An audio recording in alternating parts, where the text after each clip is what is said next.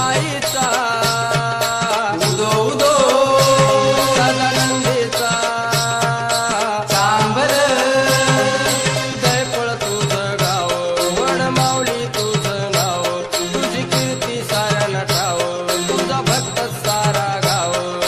या भक्ताच्या नवेस